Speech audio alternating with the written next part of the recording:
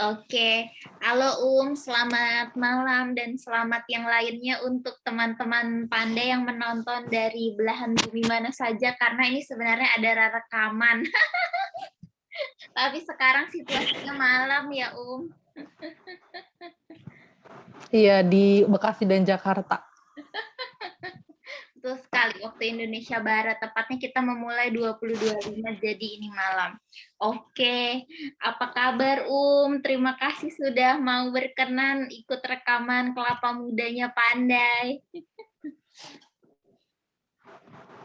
Alhamdulillah dong, kabar baik. Selalu senang kalau diajak-ajak Pandai. Kak Isti dan sahabat Pandai, apa kabar? Kabar baik, kabar sejuk-sejuk, malam minggu setelah hujan. Dan kemarin hujannya juga parah banget sih sebetulnya. Lumayan deras.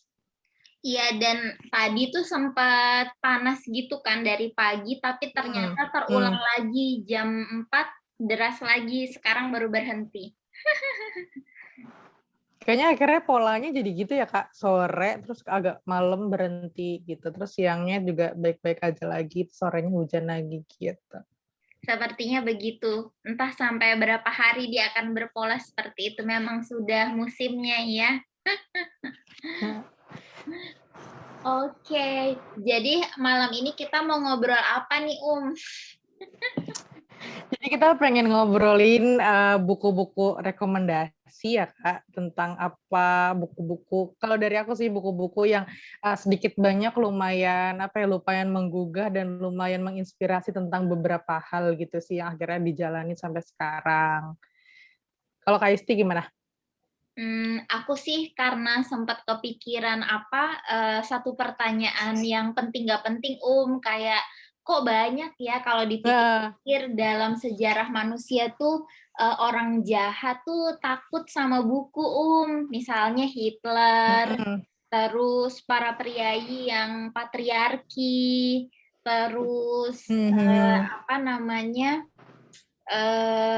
orang yang suka ngebully, itu semua kalau aku lihat polanya pada benci sama buku. Bahkan Hitler pun tuh sampai ngebakar buku, Taliban juga sampai ngebuangin banyak buku. Jadi ada apa sih sama buku kok sampai sebegitu ditakutinnya? What is the power of book gitu. Jadi kita mau ngebahas kekuatan sebuah buku gitu, kok bisa sampai menggebrak sampai Hitler, Taliban aja sampai takut gitu.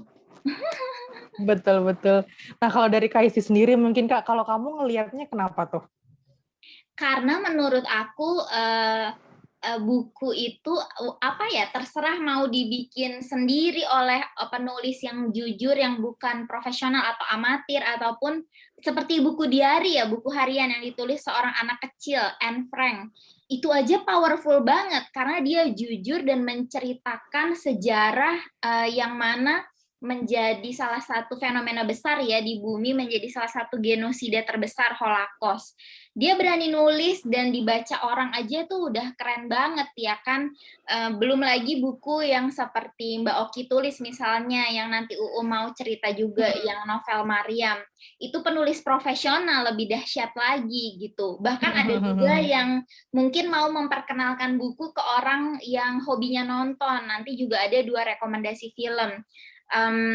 Jadi kayak mau yang nulis siapa, tulisannya seperti apa gitu. Apapun yang terkait buku sama literasi itu tuh pasti ada energi baik gitu, Bahkan buku yang kontroversial aja kayak macam Karl Marx gitu sampai sekarang jadi inspirasi para aktivis gerakan-gerakan sosial gitu ya kan. Jadi memang menarik gitu buku itu.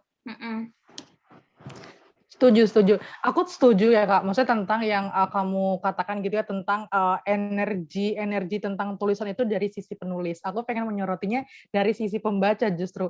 Nah kalau misalnya menarik nih kalau tentang diriku aja nih ya, aku adalah anak yang bukan dari keluarga kaya, yang kayaknya aku kalau kemana-mana juga kayaknya akan harus menabung banyak dan lalala. Dan aku merasa buku itu adalah hal besar yang bisa aku jangkau dengan maksudnya kalau misalnya dibanding dengan misalnya soal traveling deh, misalnya jalan-jalan sama beli buku itu kan buku akan lebih murah gitu. Dan itu Hmm, kan buku juga banyak banget, tinggal bagaimana kita untuk apa ya, kayak punya banyak referensi dan lain-lain. Dan justru ketika banyak baca buku itu, dia tuh kayak, menjelajahi banyak hal, tapi dengan kita hanya duduk diam gitu, hanya menikmati duduk diam. hmm, Powerful-nya jadi dia kalau menurut aku buku akhirnya jadi dari dua sisi gitu, kalau misalnya dilihat dari Kak Isti hmm. sebagai tadi ngomong tentang penulis dan aku ngelihatnya sebagai pembaca ini justru itu juga, powerful juga karena bisa diakses siapapun gitu kalau ketika sudah Hmm. jadi buku bacaan, gitu sih.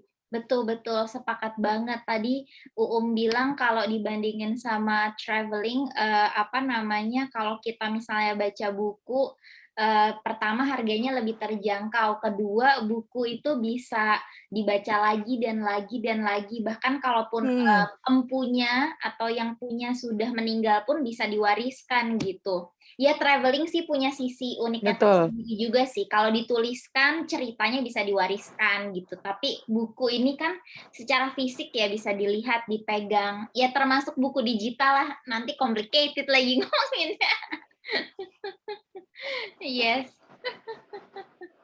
oke. Sebenarnya tuh Makasih. Kak, Mhm, kalau misalnya ngomongin tentang dari sisi pembaca yang tadi aku bilang ya, itu kenapa akhirnya aku suka baca gitu Kak, karena aku tidak merasa bisa menggapai banyak hal maksudnya dengan uang gitu kan. Jadi aku hanya bisa melihat itu dari buku-buku bacaan gitu. Jadi, aku melihat ini, oh kayaknya ini menarik buku bacaannya, akhirnya jadi banyak taunya tuh justru dari membaca itu, tanpa aku misalnya keluar ke tempat banyak hal yang sebenarnya nggak bisa aku gapai gitu sih. sepakat sepakat, aku juga sih, ngerasain yang rasain gitu banyak banyak kali gitu, Heeh, apa namanya, belum bisa ke tempat yang diimpikan, tapi dengan membaca dulu udah ngerasa ke sana gitu, kayak, negara-negara betul. Asia Tengah. Aku tuh ada obsesi tersendiri dengan negara-negara Asia Tengah. Nah, kalau kita ngomongin negara Asia Tengah tuh pakarnya Mas Agustinus Wibowo, 3 bukunya itu persis membahas semua tentang Asia Tengah gitu. Jadi kayak ngerasa bisa ke sana gitu, terlepas juga dari budget, mungkin dari segi Mhm. keamanan juga mungkin, apa, emang harus persiapannya luar biasa kalau mau ke sana gitu. Jadi dengan baca dulu aja bukunya beliau yang 3 itu kan, Selimut Debu, Titik Nol, sama Garis Batas tuh kita ngerasa ikut nyicipin, jadi sepakat banget.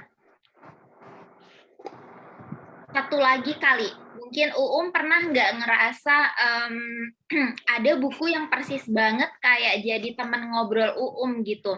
Aku kemarin tuh sempet, ngelihat kutipan ada yang bilang gini, kalau ada yang bilang aku bodoh karena suka membaca buku, aku nggak bodoh, aku sekarang tahu kalau buku memang nggak pernah jawab, apa yang aku curhatin, tapi at least buku tuh mendengarkan aku gitu, atau buku sering merepresentasikan apa yang, aku alami. Pernah nggak, ada buku yang benar-benar mirip atau bahkan, plek gitu kopi, tentang hidup kamu atau tentang suatu pengalaman? Pernah nggak kebetulan kayak gitu? Kalau mungkin kalau secara cerita gitu ya, Kak, itu aku belum pernah menemukan yang kayak at least mendekati itu enggak. Cuman kalau misalnya ngomongin tentang aku tuh suka banget, lumayan suka Rumi gitu ya. Jadi aku suka banget kalimat-kalimat yang tadi udah aku share juga.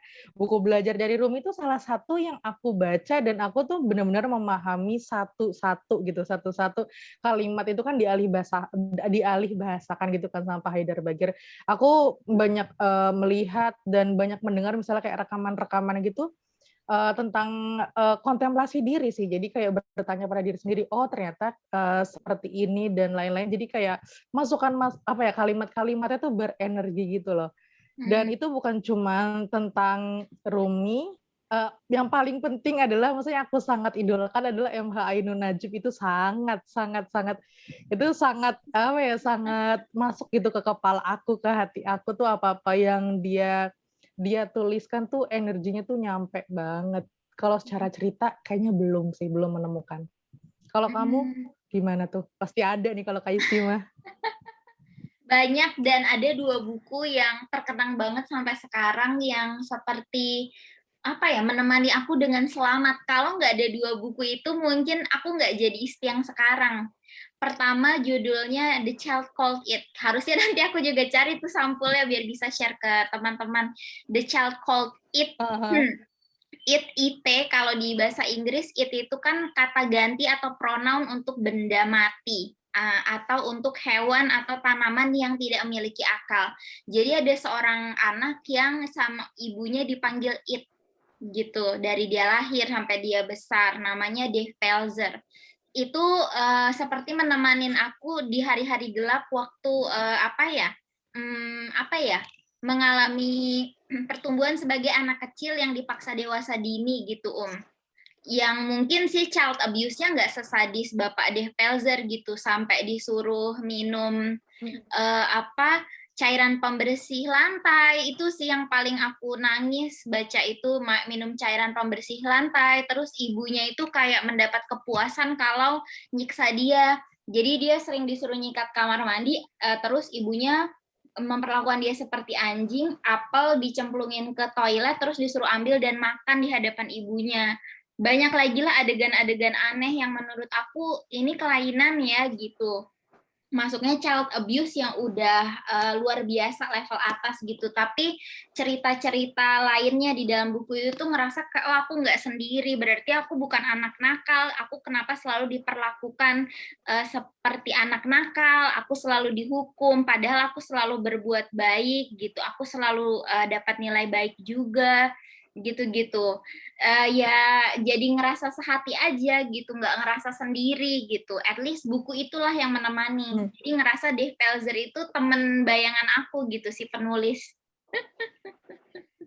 Aduh, luar biasa. Nah, yang Kak, kedua itu ada buku namanya Kappa Tadi kayaknya aku sempat cerita ke Kappa itu penulisnya udah meninggal, namanya Bapak Ryonosuke Akutagawa. Dia mendapat salah satu penghargaan literasi tertinggi di Jepang, tapi Kappa itu buku terakhir dia sebelum dia bunuh diri. Aduh, harakiri ya dia. Di situ pertama kali ada buku yang ngobrolin tentang suicidal thought, tentang pemikiran bunuh diri sama anak muda, lebih tepatnya anak remaja. Waktu itu aku masih SMA gitu ya, nggak ada yang ngomongin itu di lingkungan aku, katanya tabu, apalagi dilarang agama gitu kan. Nah, buku itu jadi kayak teman baik banget gitu, secara nggak langsung tuh jelasin dari perspektif orang yang suffering, yang menderita pemikiran bunuh diri ya, bahkan sampai akhirnya dia beneran bunuh diri. Setelah aku cari tahu Bapak ini kemana nulis buku apa lagi, ternyata buku itu ya buku terakhir dia gitu. Dan dia itu nggak nyeritain dari perspektif manusia biasa, tapi dia bawa kita ke dunia lain, karena Kappa itu makhluk legenda kayak semacam naga gitu loh kalau kita perbandingan kayak naga, kayak Bigfoot, kayak long neck. Kalau di Inggris ada long neck, kalau di US ada Bigfoot. Nah, kalau di Jepang ada Kappa. Jadi dia mirip katak tapi berdiri seperti manusia, ada tempurung di belakang pundaknya, terus ada cawan di kepalanya. Aduh. Itu mirip ini, Kak. Oh, itu kalau misalnya aku jadi kayak kebayang kalau misalnya di Naruto gitu ya. Di Naruto itu adalah kayak semacam sahabat gurunya gitu. Jadi gurunya tuh punya jurus yang dia tuh punya kayak binatang liar dalam dirinya gitu. Nah, itu salah satunya tuh mungkin itu kali ya kalau misalnya dengar dari Kak Isti bercerita tentang si Kappa ini. Bisa jadi. Ya Allah, seru banget. Tapi aku tuh baca itu 8 kali baru ngerti. Jadi aku tuh baca dari masuk SMA sampai naik kelas 2, nggak tahu, setahun berarti 8 kali baca baru ngerti ini buku tentang apa. Karena menurut aku tuh bukunya tuh kecil, tipis banget kayak buku pamflet tour guide. Kalau kita ikut jalan-jalan di kota ada pamflet itu tuh kurang lebih kecil aja gitu, tipis gitu, tapi dalam sekali maknanya, soalnya tuh menyeberangi hidup dan mati kan, karena dia bergulat dengan kematian gitu. Dan itu tuh banyak kritik Hmm. sosialnya, Aku diperkenalkan dengan konsep perkawinan, konsep melahirkan.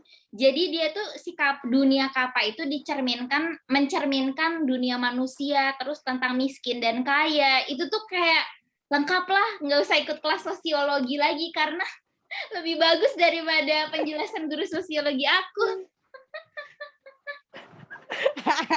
Aduh, nggak bermaksud Oh, Bapak, minta laporinnya ke maaf guru saya. sosiologimu.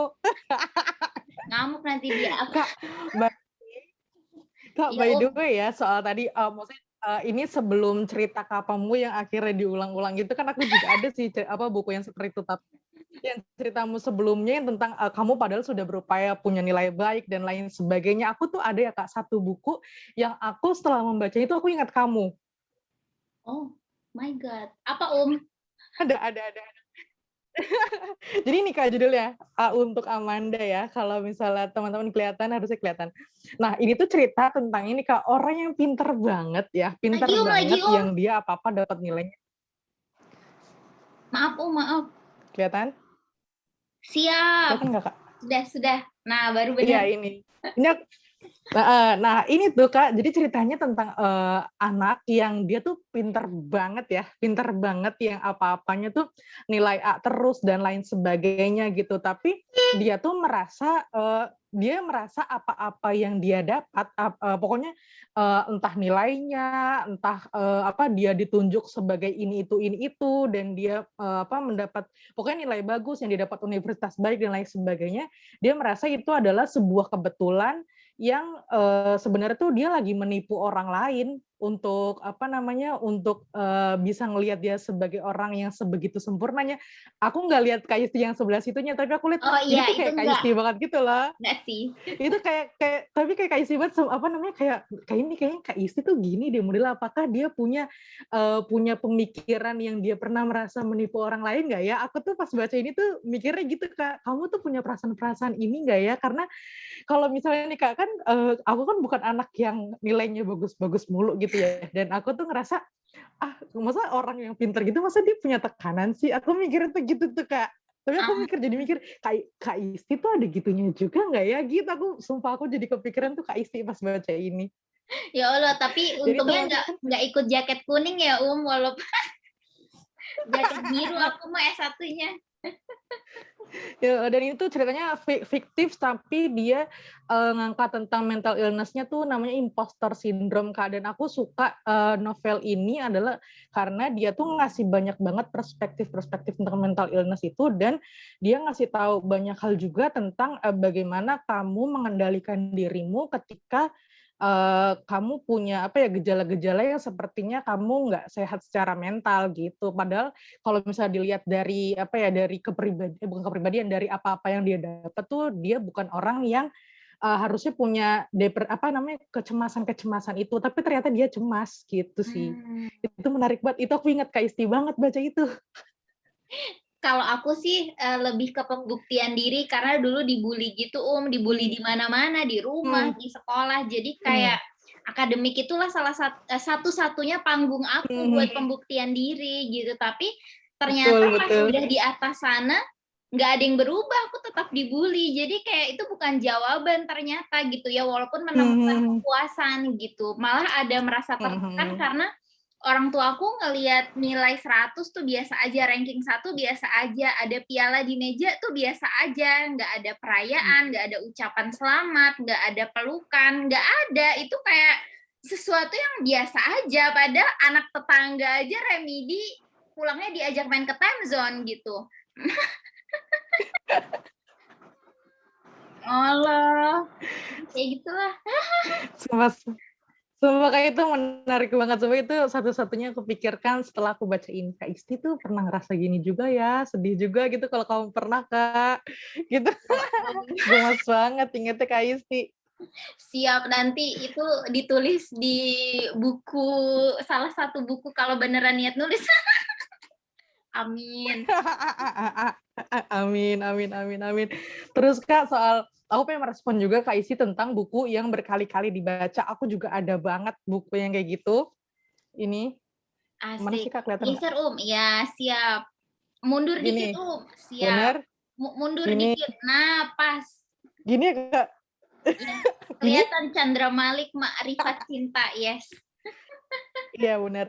Jadi buku Makrifat Cinta ini adalah buku pertamanya Chandra Malik, Kak. Dia itu kan praktisi sufi gitu kan, dan aku lumayan akhirnya jatuh cinta pertama kali tentang sama dunia tasawuf tuh sebenarnya dari SMA sih. Aku suka itu, maksudnya sudah mulai ketertarikan, cuman pas aku kuliah di UIN semester 1 ada Kak pelajaran tasawuf, dan aku makin suka, tapi aku tuh kayak nggak tahu harus kemana gitu loh, maksudnya mencari tentang ini paling cuman googling, ya tasawuf tuh soal ini aja, tasawuf adalah bla bla bla, cuman kayak sekedar definisi gitu. Nah, terus aku menemukanlah dia yang kemudian dia menerbitkan buku, yang bukunya tuh menurut aku ini adalah apa ya, kayak harta karun gitu loh Kak, dalam tanda kutip.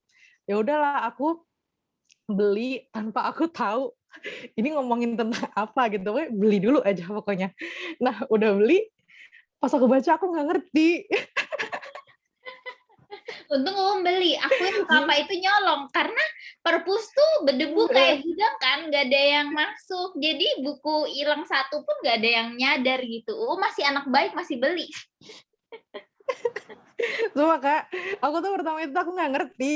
Sampai ya Kak, waktu itu Chandra Malik tuh aku inget banget, dia bikin kelas Sufi Jakarta. Jadi pokoknya kayak membedah buku ini satu-satu gitu ya, maksudnya dari lembar per lembar, bab per bab gitu, cuman nggak nyampe akhir, pada akhirnya tuh kayak selesai di tengah jalan. Itu tuh ada acaranya itu di Gandul Kak, di Kebayoran, dan aku di Bekasi, yang aku anak banget baru kuliah, ya aku tuh selalu bela-belain ke sana gitu loh.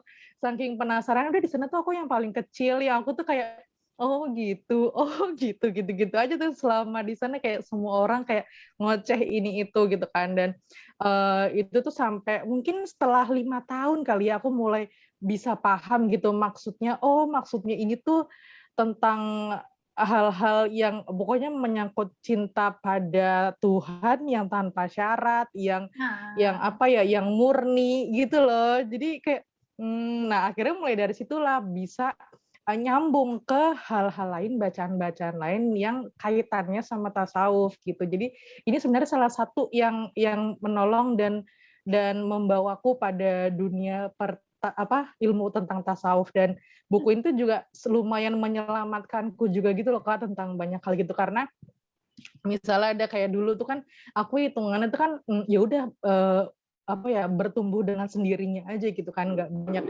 banyak mendengar, maksudnya nggak banyak diajari kecuali di sekolah gitu kan. Ya udah akhirnya banyak taunya ya tentang dari si tasawuf ini, tentang makrifat cinta ini, tentang cinta kasih, tentang bagaimana kita harus berperilaku, bagaimana berketuhanan, bagaimana yang tidak mencaci orang lain padahal diri kita sendiri aja belum tentu sempurna, kayak gitu-gitu loh. waduh Jadi buku ini Mantulita. sih sebenarnya, iya buku ini yang akhirnya tuh kayak banyak bikin aku banyak sadar tentang hal-hal semacam itu gitu sih. Dahsyat. Aku juga tuh ada satu pengalaman yang berburu dengerin penulis kayak tadi ngejar-ngejar Gus Chandra Malik, aku ngejar-ngejar Karen Armstrong Apa Padahal kemana tuh, sampai mana tuh? di Jakarta Pusat doang sih, tapi waktu itu aku juga lagi kuliah di Cikarang. Kuliah aku kan Presiden University ya, dulu anak Cikarang banget, Kabupaten Bekasi.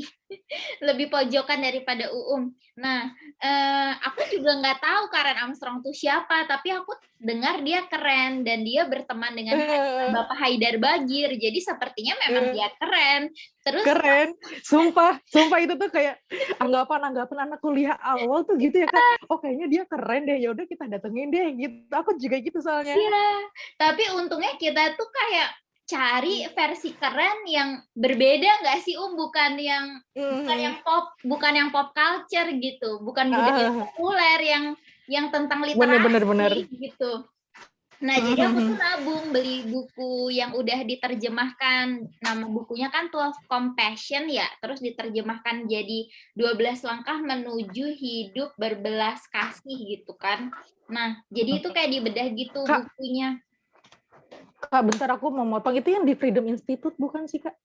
Enggak, waktu itu Pak Haidar Bagir tuh nyewa ini malah lebih keren di tengah-tengah situ, di tengah-tengah situ kayak ngerasa emang aku tuh suka halu gitu loh Air Mancur Jakarta Pusat yang di dekat Kempinski, HI. deket Bundaran HI pokoknya lokasinya aku ingat. Oh, oke. Oh, itu elit berarti. Oke. Iya, karena ya tamunya Karen Armstrong ya kan, luar biasa. Tapi waktu di akhir ada sesi tak minta tanda tangan penulis, aku pulang karena aku nggak nyari itu. Aku tuh cuma cari Tapi mau ketemu denger Karen aja. Armstrong kan gila. Cuma mau cari dengar aja dia mau bahas apa tentang bukunya kalau dari mulut dia sendiri gitu loh, Soalnya aku tuh Setuju, Kak. bukan tipe orang yang mengejar orang terkenal. Maksudnya kayak kalau nasib dan kebetulan berpapasan ngobrol atau foto atau dapat tanda tangannya ya puji syukur. Tapi aku nggak mau ngejar ataupun ngantri gitu. Aku nggak mau gitu. Bukannya sok gitu, tapi kayak males aja sih, Kayak mending gue pipis ke toilet atau gue pulang karena gue jauh ke Cikarang gitu loh, Dodol. Iya, Kak. Yang pertimbangan seperti itu tuh emang sangat berat, apalagi kalau ngejar-ngejar kendaraan umum ya. Ya, lebih mikirin ngejar kereta daripada ngejar tanda tangan Karen Armstrong. Astagfirullah, padahal kan Karen Armstrong belum tentu ke Jakarta lagi, si anak dodol. Iya, semua jarang-jarang. Itu tahun berapa, Kak, berarti ya?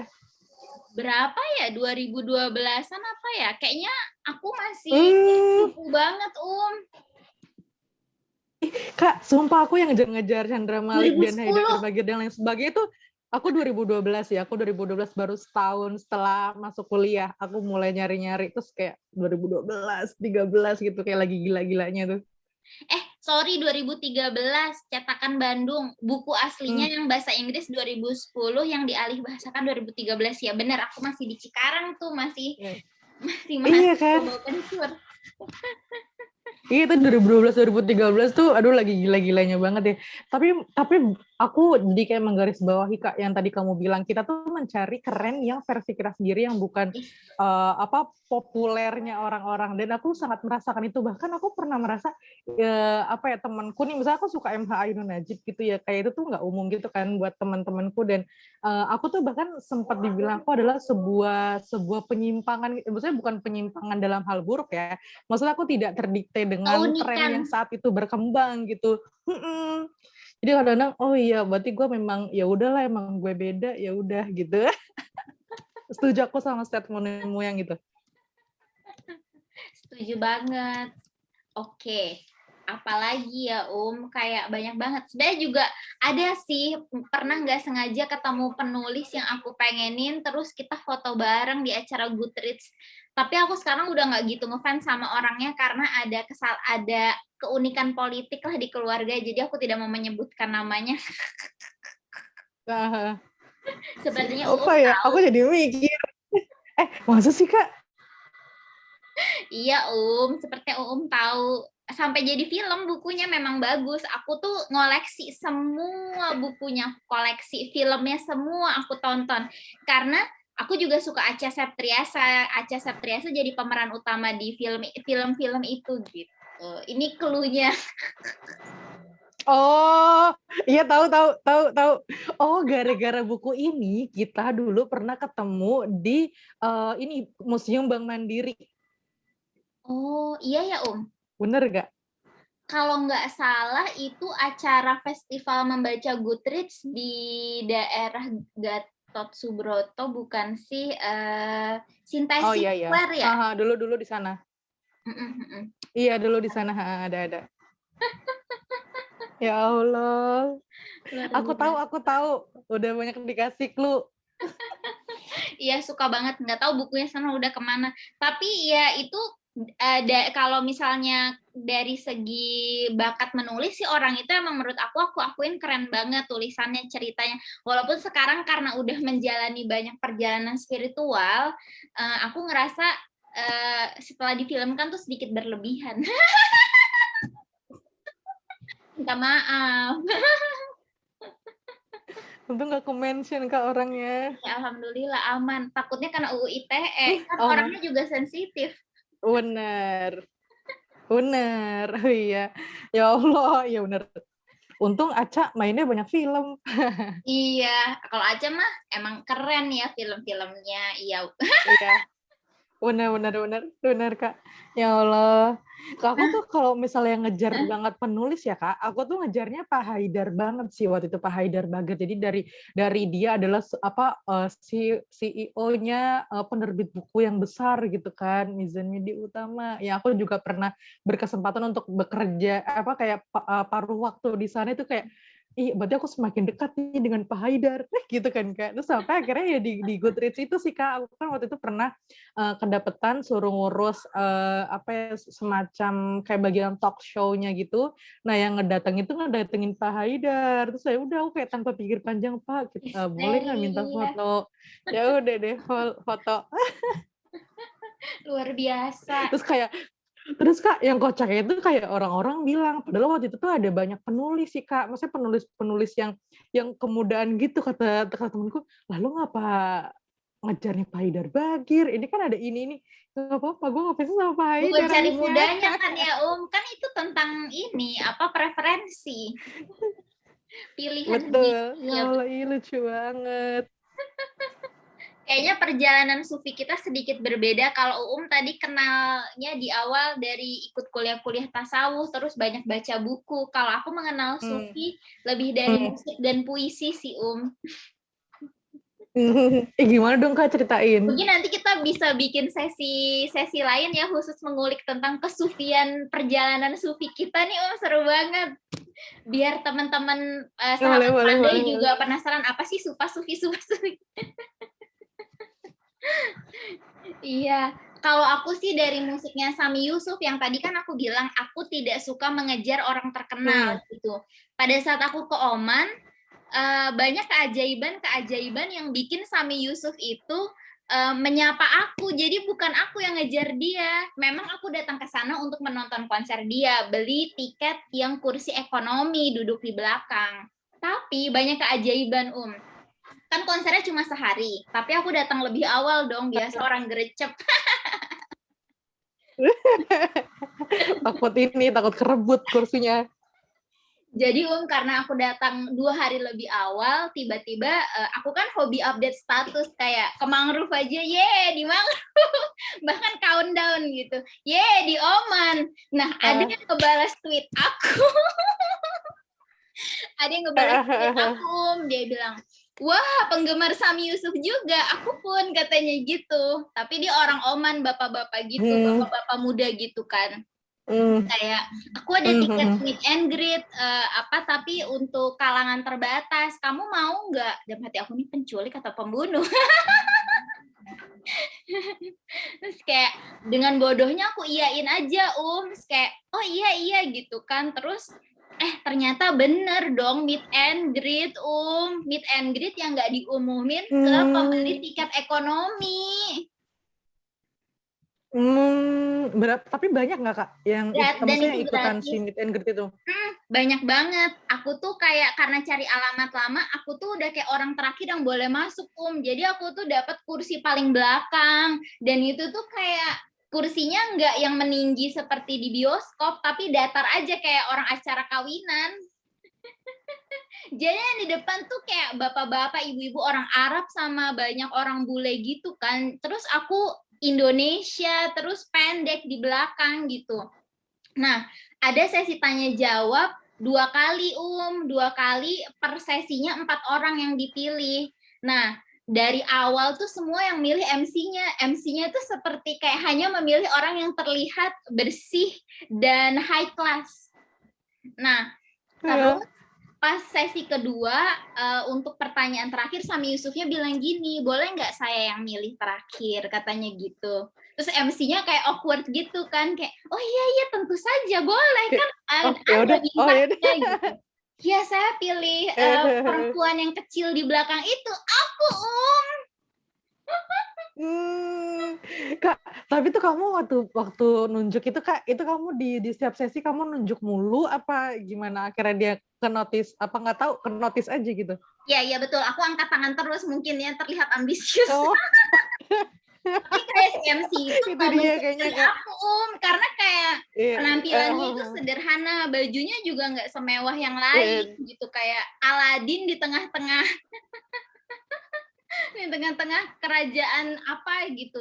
Ya udah terakhir dia milih, terus dia bilang dari tadi kayak energi kamu itu dominan, dia bilang gitu kan, dia meyakini energi kamu dominan walaupun kamu kecil di ujung sana, jadi aku mau dengar cerita kamu, dia bilang gitu. Terus dia bilang jangan kemana-mana habis ini karena aku mau foto bareng kamu buat di IG story aku. Belum juga gue nanya apa, dia sudah ngomong kayak gitu, menjanjikan itu. Ya Allah, ya udah terus aku cerita aja, aku baru keluar dari rumah sakit, ada kecelakaan yang bikin aku hampir meninggal, dan ada 4 lagu, bahkan aku dengerin satu album yang bikin aku kayak dapat kesempatan kedua buat hidup. Terus dia bilang, kasih tahu semua lagunya, nanti aku pastikan akan aku nyanyikan, dia bilang gitu. Nah, jadi itu tema konsernya tuh Barokah. Barokah itu juga nama album terbaru dia. Jadi aku mikir ini pasti tentang album barunya aja nih, aku ikhlas lah dia nyanyi apa aja, gue namanya tiket ekonomi. Kayak mau ngarep banyak gitu ya. Iya, ternyata Barokah itu emang kata kesukaan dia bilang ini bukan tentang album baru aku akan nyanyiin semua lagu yang disukain sama fans gitu. Jadi lagu dari awal pertama dia nyanyi gitu sampai yang terakhir juga pada dipilih gitu dinyanyi. Nah kebetulan 7 lagu favorit aku semuanya dinyanyiin sama dia yang tadi aku sebut pakai mic itu. Kayak terus pas udah selesai meet and greet dia tuh masih keep his eyes on me gitu, kayak tadi udah dibilang kan ya, foto manajer aku mau buat simpan di IG story gitu-gitu.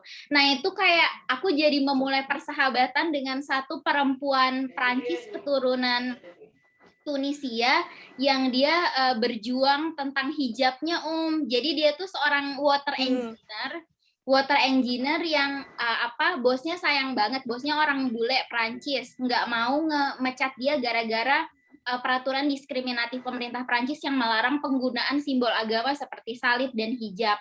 Nah akhirnya daripada dipecat, teman baru aku namanya Sister Code ini dimutasi ke Oman, ke Muscat. Karena kan di Middle East butuh banget ya insinyur air buat mengubah air laut jadi air segar, air yang bisa diminum gitu. Ya udah, terus dia juga nggak punya teman gitu. Jadi dia bilang dari tadi tuh aku merhatiin kamu unik banget, mau nggak kita foto bareng, karena bukannya aku ambil kesempatan kamu karena kamu yang diajakin. Iya nggak apa-apa, kamu juga kelihatan kayak orang baik, aku bilang gitu. Dan ceritanya panjang banget, intinya kayak aku sempat bermasalah sama couchsurfing sama host aku yang orang Filipino, dan dia yang nolongin aku. Jadi 2 malam aku tidur di apartemen dia karena pertemuan malam itu kita jadi sahabat kayak gitu-gitu. Kayak unik banget ceritanya, astagfirullah. Nah di hari konser, dan ini ya Kak, maksudnya ngerasa ajaib banget ya. Ajaib banget. Di hari konser, aku tuh datang telat 10 menit karena diusir sama tuan rumah couchsurfing yang tiba-tiba mudi gitu kan. Jadi aku tuh nyasar ya kan. Karena tuh susah cari taksi, astagfirullah itu negara, ya Allah. Namanya juga Middle East. Perempuan lagi malam-malam, gue nekat banget. Nah, terus itu udah telat 10 menit, untungnya masih preparation Nah baru kata satpam, kayak satpam tapi cakep juga ya, bukan satpam, mungkin resepsionis. Nah, dia bilang kursi yang mana gitu-gitu, ini yang ekonomi paling belakang. Oh enggak, dia bilang gitu, kamu yang foto kemarin sama Sami Yusuf katanya. Iya, oh masih inget, iya. Udah disiapin duduk yang depan yang VVIP, dia bilang gitu jadi tiket gue itu harus diganti jadi VVIP. Itu kayak astagfirullah, ini mimpi gitu. Gue duduk paling depan di depan panggung astagfirullahaladzim. Itu benar-benar, makanya aku meyakini gue nggak akan ngejar orang terkenal. Kalau memang energi kita klik, ya udah kita berjodoh aja, entah beneran ngobrol atau berinteraksi gitu loh Aku nggak mau yang semu cuma minta tanda tangan. Udah luar biasa. Aku mau ngasih ini dulu Kak, mau kasih tepuk tangan dulu. Iya. Makasih ya ya Allah.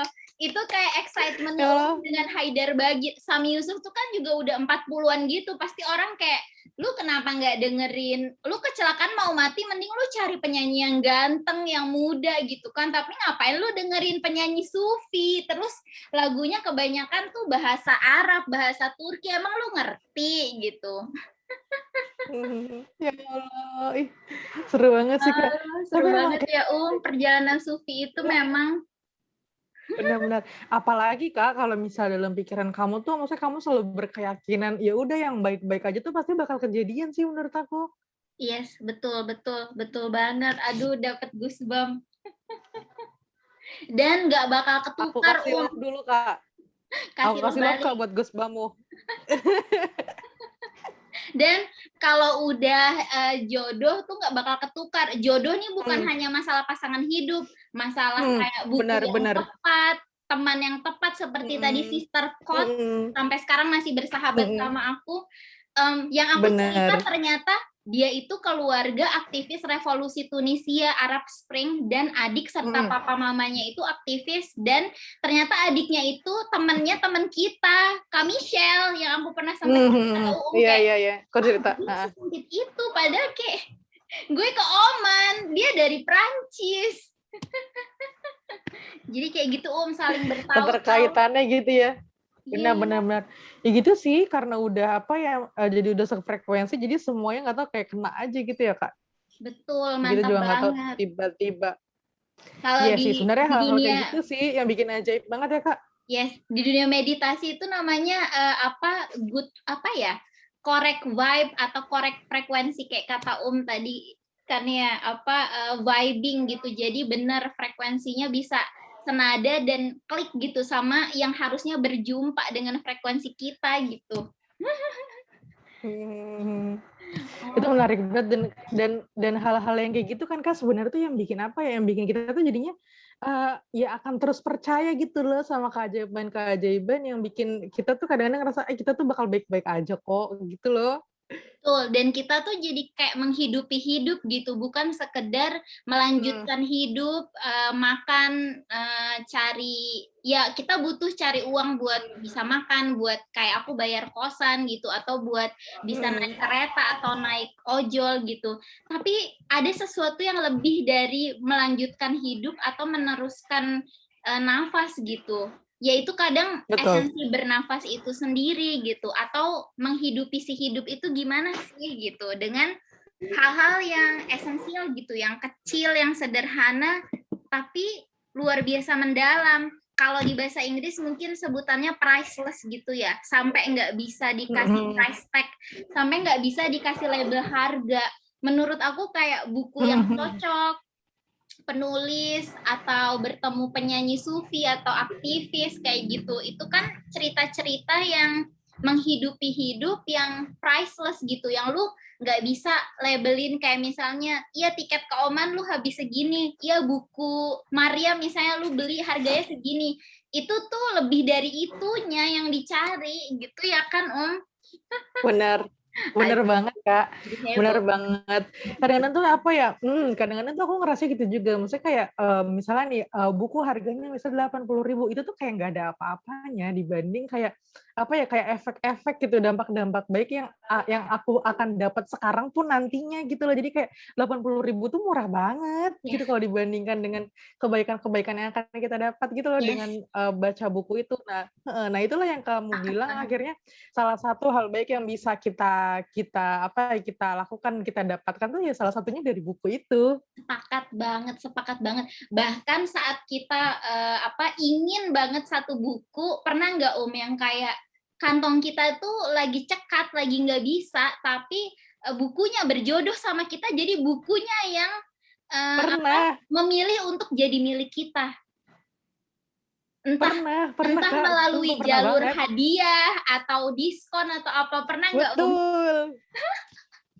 Pernah sering Kak. banget. Nggak terisi beberapa kali. Ini balik lagi tuh bukunya Pak Haidar Kak. Jadi bukunya Pak Haidar itu kan zaman aku kuliah ya. Zaman aku kuliah kan maksudnya yang kayak aku dikasih duit sama orang tua tuh ya paling juga cuman buat ongkos gitu, karena kan Bekasi Ciputat kan juga lumayan gitu kan, dan waktu itu aku aktif di, Goodreads Indonesia inilah. Nah terus, bukunya Pak Haidar tuh tadi Belajar Hidup dari Rumi itu ada seri selanjutnya gitu Kak, pembelajaran lagi tentang Ibnu Arabi sama siapa gitu, satu lagi aku lupa. Nah, terus kayak entah kenapa, lagi acara aku main-main lah ke, booth-nya si, Nora Books gitu kan.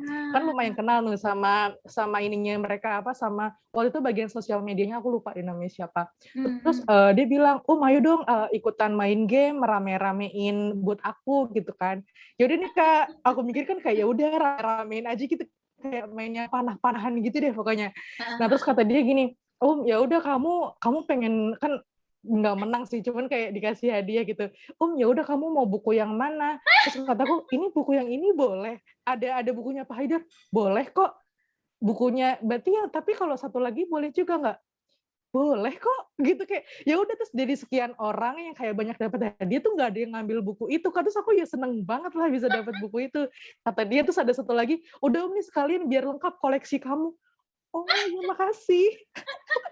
Ya kan, kalau kita sudah berjodoh dan bukunya memilih kita, itu tuh pasti ada jalan untuk buku itu, sampai ke pelukan kita gitu, ya nggak sih, Bener bener, Kak, itu bener banget. Ada lagi juga, Kak, pernah bukunya, Sujiwo Tejo, aku lumayan suka dia, itu kan tentang Ramayana. Waktu itu balik lagi nih pas saat kuliah ya, kita lagi cekak-cekaknya uang, terus kayak nggak tahu nih, aku beli beli buku yang pertama aja, Ramayana aja menurut aku kayak kayak itu tuh bener-bener nabungnya tuh lumayan gitu kan, lumayan lama, terus kayak ini ada lanjutannya lagi, ya elah itu kayak nggak tahu kapan nih gue bisa kebeli ini kan, terus kayak nggak tahu kenapa, tiba-tiba tuh balik lagi ada hadiah Kak, nah hadiahnya tuh boleh boleh milih apa aja dan nggak ada orang yang ngambil buku itu, ya udah aku pilih, gitu deh, aneh banget. Luar biasa banget. Kalau apa namanya sudah berjodoh, dia yang memilih kita, bukan kita yang milih dia, Azek. Asik. Kalau kamu gimana Kak, pernah kayak gimana? Ada lebih tepatnya 2 paket buku. Mhm. Paket yang pertama Gimana tuh? itu, bukunya Yuval Noah Harari. Nah, aku tuh kan, Mhm. mulai tahu Yuval Noah Harari dari yang Sapiens itu aja baca nggak selesai-selesai kan, kayak aku pending-pending, jeda gitu, ngulang lagi, jeda gitu. Tapi kayak suka, ini making sense ya gitu, masuk akal gitu. Dan kayak aku tuh juga ada Mhm. keterikatan dengan bangsa Israel, dengan orang Yahudi, karena aku Heeh. juga banyak kan project interfaith dialog sama teman-teman, keturunan anak cucunya penyintas Holocaust. Jadi kayak nggak tahu kemanapun aku pergi, aku tuh selalu dipertemukan dengan orang Israel yang baik. Ya belum ketemu sih sama Yuval Noah Harari, Mhm. tapi dia orang Israel juga maksudku gitu. Nah, ternyata usut punya usut, si Herman, sahabat tercintaku itu yang manis jelita, juga suka sama Bapak Yuval Noah Harari dan dia mengoleksi gitu kan 3 bukunya. Heeh. Terus apa ya? Apa namanya, aku bilang aku baru punya yang Sapiens nih, terus kayaknya yang Homo Deus bagus deh, pasti karena warnanya hitam kata Herman gitu. Iya sih sesederhana itu dan energinya beda, ya udah baca aja nanti cerita ya, terus kayak gitu. Kalau aku malah suka sama yang ketiga kata Herman yang 21 lessons yang 21 adab untuk abad 21 terjemahannya itu. Terus tiba-tiba pas aku Mhm. ulang tahun, waktu itu aku tuh lagi jadi pengungsi di pastorinya pendeta Yesi tahun lalu. Herman ngirimin buku itu hadiah ulang tahun, aku kayak datang lebih awal seminggu. Apaan nih? Ada atas nama Herman. Pas aku buka, wah buku 21 adabnya si Yuval Noah Harari, lengkap deh koleksi aku gitu kata Herman. Iya madam kan pengen banget nih jadi aku lengkapi katanya gitu. Dahsyat. Nah terus pendeta Yesi, aku panggilnya Cici. Cici itu tahu aku tuh sedang dalam perjalanan spiritual. Terus aku tuh sempat jatuh cinta sama satu bukunya Eric Wener, judulnya Geography of Faith. Geography of Faith, Nah, terus kata Cici, Mhm. mau nggak baca 2 bukunya yang lain juga? Jadi dia langsung beliin aku tiga-tiganya, terjemahan sih tiga-tiganya. Jadi Geography of Faith, Geography of Genius, sama Geography of Bliss. Favorit aku sih yang Faith sama Bliss ya, Kalau Faith itu banyak keunikan si Eric Wener itu di dalam dirinya tuh agak newfie juga, walaupun dia petakilan dan agnostik. Kalau bliss itu tentang kesederhanaan membedakan joy dan happiness. Kalau joy itu lebih ke kebahagiaan karena kesyukuran gitu. Kalau happiness tuh sekedar ya bahagia aja gitu. Nah, itu kayak keren banget. Dan my favorite chapter itu yang Bhutan. Karena si Eric Weiner itu kan kayak orang New York, kerja buat New York Times, hidupnya New York banget lah, metropolitan banget. Malah dia menemukan satu spark of joy yang nggak pernah dia dapatkan di negara-negara keren yang dia kunjungi. Dia baru dapatnya di Bhutan, tanpa sinyal wifi, tanpa listrik, di depan kebo, di tengah tikungan jalan, di depan tai kebo juga. Apalah pokoknya dia bilang kayak gitu, tapi dia happy banget. Terus tiba-tiba dia datang ke acaranya kayak satu RT lokal lah ibaratnya gitu. Tapi sampai menteri datang pun menterinya nggak mau dicium tangan. Bahkan menterinya tuh ikut nari melingkar gitu, tradisi Butan gitu. Kayak kok beda ya sama negara gue. Kalau di sono menteri minta disembah-sembah, di sini menteri ya rakyat jelata aja. Pantesan jadi negara dengan indeks kebahagiaan tertinggi gitu. Ini kayak luar biasa banget lah. Itu 2 paket buku yang kalau yang geografi tadi 3-tiganya dibeliin sama Cici Yesi. Kalau yang tadi Herman melengkapi koleksi aku. Jadi berjodoh. Kalau kita kasih love dulu Kak dengan takdir ini. Cie. Iseng banget sih ngasih love-lovean. Benar-benar. Dan luar biasa. Dan soal buku ya Kak, menurut aku itu banyak banget sih hal-hal yang kayak baru yang kita dapet, yang kita tuh nggak dapat gitu di sekolah gitu.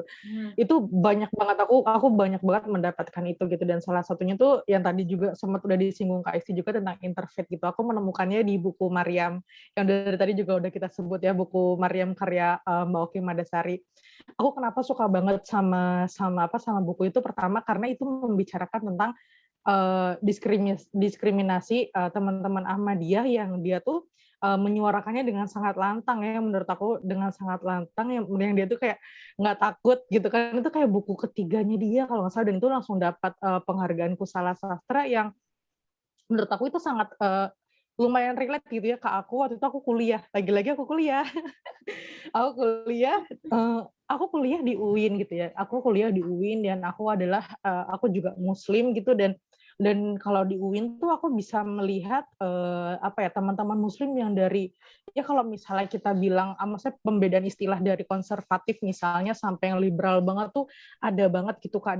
Dan aku melihat maksudnya kita tuh nggak bisa, kita bisa lihat banyak perbedaan gitu ya, misalnya interfaith tentang masalah-masalah perbedaan itu di luar agama, tapi tuh di dalam agama itu sendiri tuh sebenarnya tuh masih banyak juga gitu. Aku sangat melihat itu dan aku tersadarkan banyak banget tentang bukunya Mbak Oki Madasari itulah, tentang diskriminasi sama dia. Kataku padahal maksudnya mungkin ruang lingkupnya itu kan maksudnya nggak beda jauh gitu Kak, tapi kenapa begitu sangat didiskriminasinya. Dan waktu itu buku itu akhirnya yang aku jadikan skripsiku, dan ketemu Mbak Oki waktu itu, dan aku baru awal-awal banget itu aku merasa sangat bodoh banget ya Kak, ya aku kayak grogi banget, terus kayak pertanyaan aku kayaknya goblok deh dulu deh. Gak apa-apa, tuh namanya genuine, tulus, jujur. Benar-benar Kak.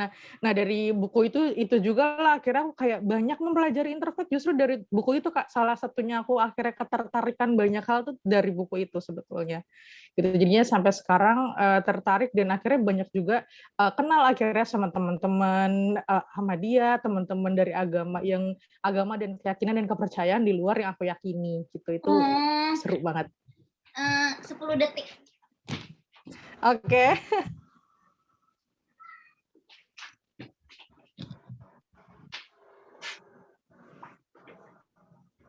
Apa tuh judulnya? Malam?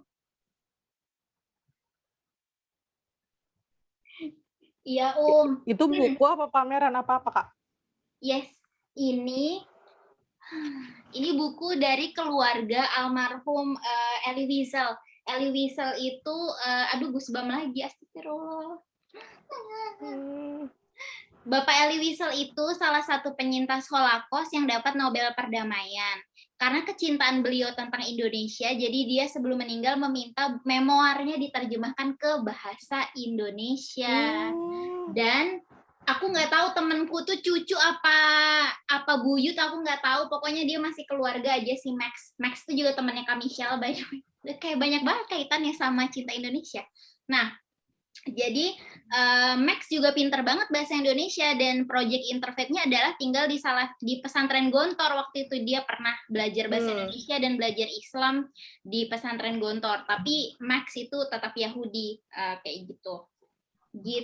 Dan aku nggak tahu kenapa hidup aku selalu dikelilingi dengan cerita Holocaust, dan aku tuh marah banget ada orang yang bilang, yang remehin kayak gini, iyalah Holocaust jadi terkenal, entah benar apa enggak atau itu terlalu diglorifikasi katanya, buat jualan aja orang bisnis, jual buku, jual film, jaga ya mulut lo, aku bilang gitu.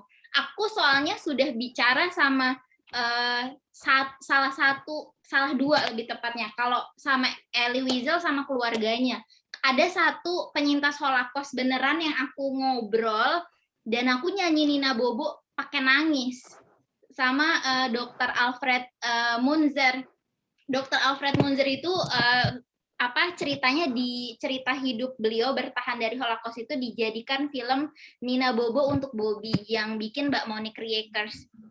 Itu juga sudah ditayangkan di banyak festival-festival toleransi gitu, kayak gitu.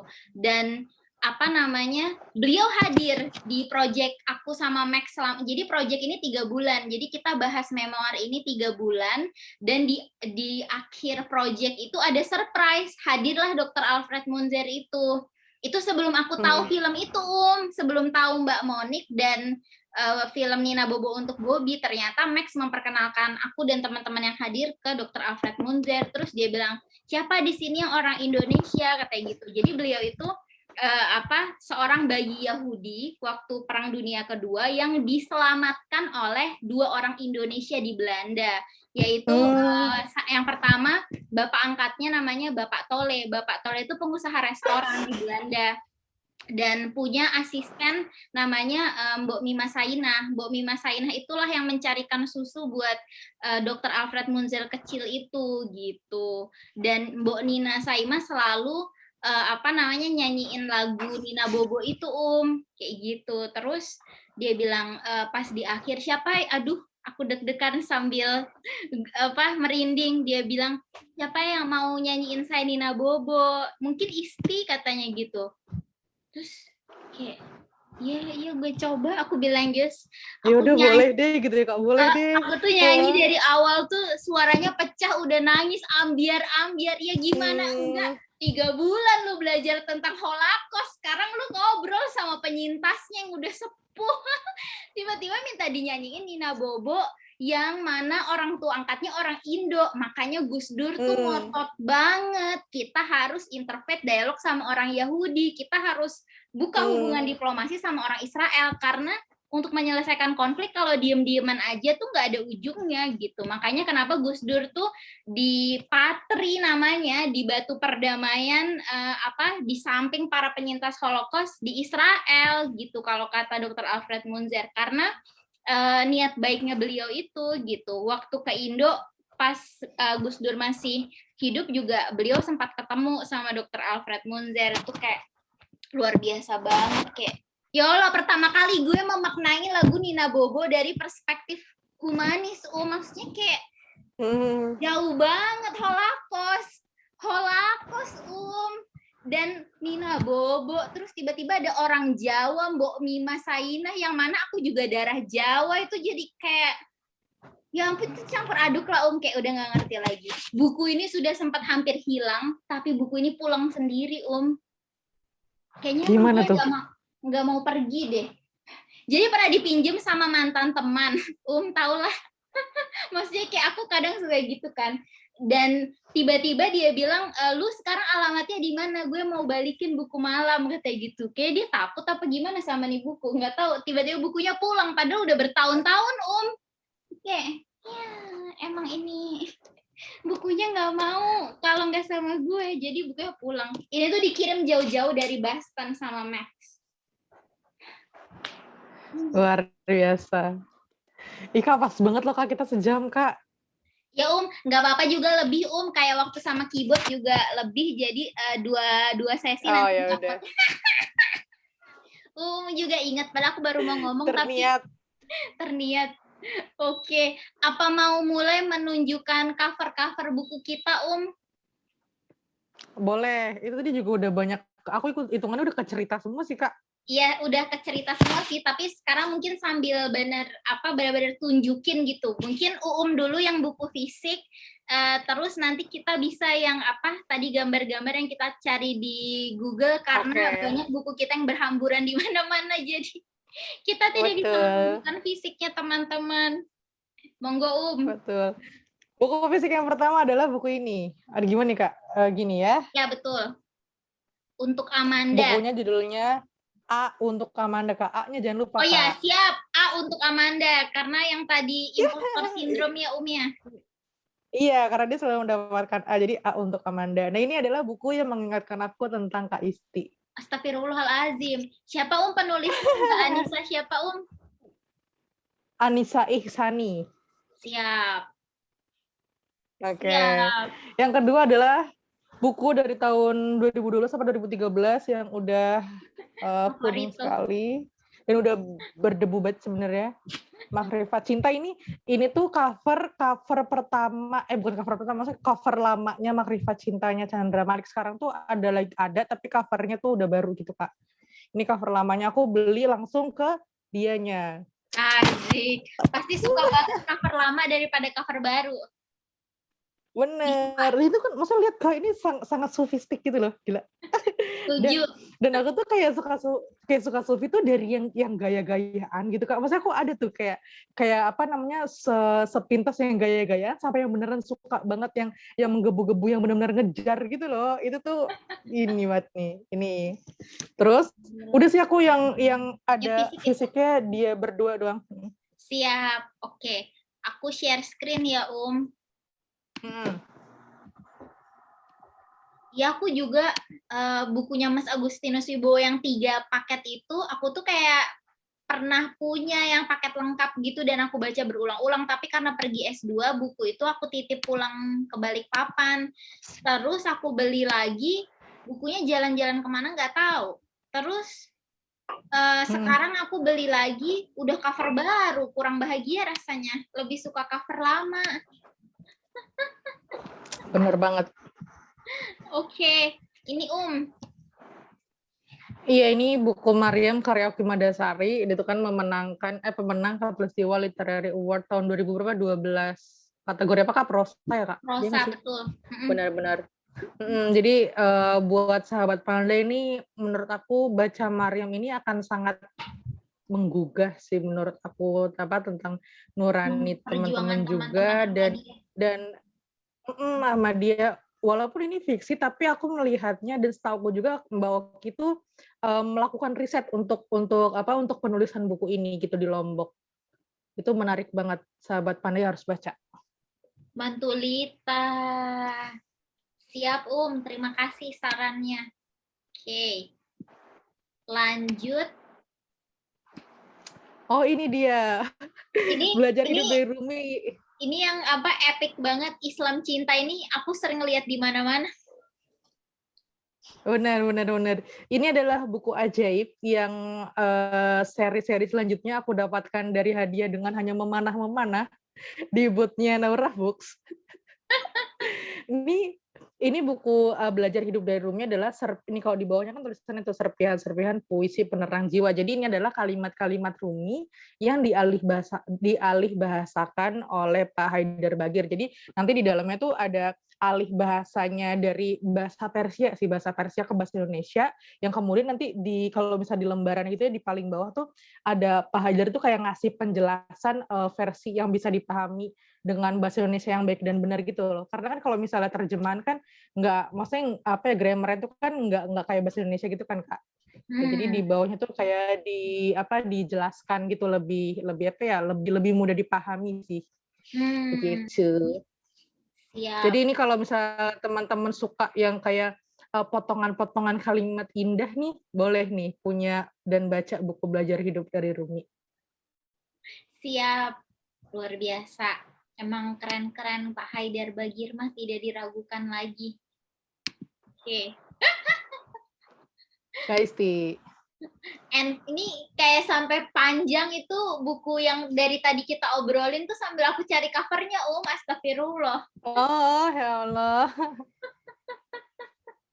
Anne Frank.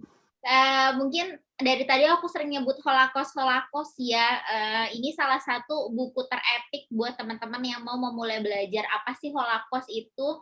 Bisa dari kacamata seorang anak kecil, umurnya kalau nggak salah 13 tahun waktu dia nulis buku ini dan sebelum meninggal. Diterjemahkan ke bahasa Inggris The Diary of a Young Girl gitu. Luar biasa banget. Jadi silahkan dicari. Kayaknya udah banyak juga di Indonesia di Gramedia. Aku sering lihat juga sih. Nah, oh iya, benar. Kenapa aku pilih buku ini? Karena tadi aku kan posternya yang dipajang di Pandai, orang jahat kenapa sih takut buku? Nah, jadi tulisan Anne Frank ini sempat hampir dibakar sama tentara Nazi karena isinya itu benar-benar jujur gitu dan detail gitu. Padahal ini kan buku harian ya, The Diary gitu. Nah, tapi puji syukur yang satu-satunya selamat dari keluarga Frank itu Bapak Otto Frank, papanya Anne.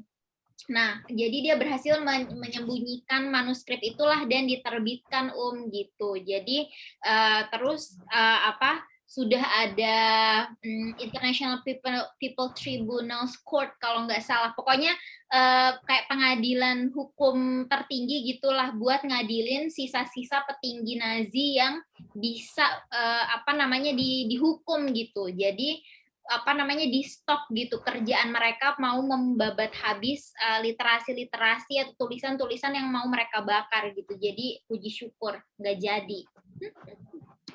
Nah, kalau itu sih sebenarnya harusnya nyambung ke sini. Nyambung kalau ngomongin Holocaust dan buku itu mungkin teman-teman mumpung weekend bisa juga nonton The Book Thief. Tadi sebelum kita mulai rekaman ya udah cek di Disney Plus udah ada The Book Thief atau pencuri buku. Dan memang tentang ketakutan Hitler dan tentara Nazi akan buku itu benar-benar takut banget, setakut itu. Kalau teman-teman lihat background-nya di sini ada api. Ini salah satu adegan di film di mana tentara Nazi, ini kalau teman-teman lihat habis ngegerebek semua perpus di di Jerman dan buku-bukunya dibakar. Jadi anak-anak sekolah cuma boleh baca buku tulisannya Hitler. Narsis banget ya Allah. Nah, ada satu buku dari perpus yang tidak terbakar. Buku itu cerita tentang kehidupan. Buku itu sederhana, cerita tentang apa itu awan, apa itu pelangi, apa itu anak-anak gitu. Itu terkumpul di dalam buku ini. Dan dibacakan oleh seorang penyintas Holocaust yang diselamatkan oleh papanya anak ini. Aku lupa namanya karena udah lama nonton film ini gitu. Dan penyintas yang numpang di rumahnya anak ini itu di loteng, dia tiap hari itu ngebacain buku ini ke anak ini kayak storytelling gitu. Jadi dia senang banget gitu. Padahal orangnya sekarat gitu. Jadi ya terkenang banget lah buat dia gitu. Terus kata papanya, hati-hati kamu nanti kalau milih buku ini bisa nyawa taruhannya. Nah, kalau teman-teman tahu buku dan film Life of Pi, penulisnya sama. Ini kan dari buku aslinya, bukan dari film baru di film buku ditulis oleh Ian Martel. Atau aku suka banget juga Life of Pi. Tapi pasti udah terkenal banget. Itu juga tentang interfaith, Kalau udah nonton mungkin atau udah baca. Udah nonton. Siap. Itu macam PK ya, rasanya itu macam PK gitu. Kan dia mengkritisi. Oh iya, PK juga tuh tentang interfaith, benar. Betul. Dahsyat cetar membahas. Jadi iya, nanti kita bahas-bahas lagi, Kak. Film nggak habis-habis ya, banyak mah. Nah, ngomongin ketakutan orang jahat terhadap buku juga nggak bisa terlepas dari Ibu Kartini gitu. Beliau itu di masa itu kayak dilarang banget buat nulis, dilarang banget buat pintar. Pokok hidup hanya untuk nikah dan bereproduksi. Ih, apaan sih? Emang mesin anak. Nah, jadi pun beberapa kali kalau nggak salah aku tuh nonton di film yang diperanin Dian Sastro itu, dia ada nerbitin tulisan juga tapi atas nama Romonya kan, nggak bisa atas nama dia gitu, karena dia perempuan gitu. Nah, jadi habis gelap terbitlah terang, walaupun aku kayak belum baca utuh juga gitu, ini nih kayak ngingetin kita buku itu ada sesuatu yang sakral gitu, yang sampai bikin orang takut gitu, bahkan priai bangsawan ya takut sama tulisan sama buku gitu, entah mereka nggak ngerti baca atau memang nyeremin aja ilmu pengetahuan itu. It's like more powerful than weapon, lebih lebih kuat daripada senjata apapun. Karena kalau Ibu Kartini tuh kalau nggak salah pas peringatan Hari Kartini aku pernah baca kutipan beliau bilang perempuan yang pikirannya sudah disekolahkan, sudah diedukasi, dia tidak mau lagi terjebak di dunia nenek moyangnya yang dulu gitu, yang membatasi hidupnya, kurang lebih seperti itu. Jadi mungkin itulah yang bikin para bangsawan saat itu takut kalau orang-orang Jawa miskin diedukasi bisa demo gitu. Zaman dulu pasti udah rame demo ya kan. Nggak bakal manut-manut aja, manggut-manggut aja buat disuruh bikin ukiran, terus dibeli dengan harga murah gitu. Karena mereka diedukasi. Luar biasa banget emang. The power of book. Nah, ini tadi udah dibahas. Kalau teman-teman in case mau cari buku ini, bukunya satir sih, rada gelap gitu ya, pahit-pahit. Tapi ini benar-benar powerful juga buat belajar tentang kehidupan dan sistem sosial manusia yang ternyata kalau kita pikir-pikir ada lucu, ada seremnya juga gitu. Kalau cari sampulnya kayak gini, nggak tahu masih kayak gini atau enggak. Capek. Minum dulu, Shay. Saking bersemangatnya. Breadwinner. Ini film sih, bukan buku, tapi ini film tentang semangat literasi, tentang kita harus jadi orang yang literate. Literate itu apa ya bahasa Indonesianya? Jadi orang yang tidak buta aksara. Apa sih? Punya nalar aksara gimana ya? Begitulah kurang lebih. Ini tentang perjuangan anak perempuan di Afghanistan yang mana ayahnya adalah seorang guru bahasa yang sangat mencintai puisi dan diturunkan ke anak perempuannya yang juga suka menulis. Nah, pada saat ini Taliban yang waktu masa lampau, tapi sekarang berulang lagi ya, sangat sedih berulang lagi para perempuan di Afghanistan sekarang pun berjuang kembali untuk melawan Taliban untuk tetap bisa memeluk bukunya gitu. Nah, Taliban itu marah dan membakar juga seperti tentara Nazi semua buku, terutama anak perempuan. Nggak boleh sekolah, nggak boleh baca buku, nggak boleh bisa nulis. Karena kalau mereka pintar, mereka itu nggak bakal manut gitu ibaratnya. Kayak gitu. Dan dia ini karena suka baca, suka nulis, dia berani banget, dia kejar bapaknya yang diculik Taliban, yang di penjara, yang kakinya dipotong sama Taliban, dia kejar bapaknya, dia bawa pulang. Jadi sampai sebegitunya, the power of literasi ya, bikin anak ini berani banget. Anak kecil loh ngejar bapaknya ke penjara Taliban.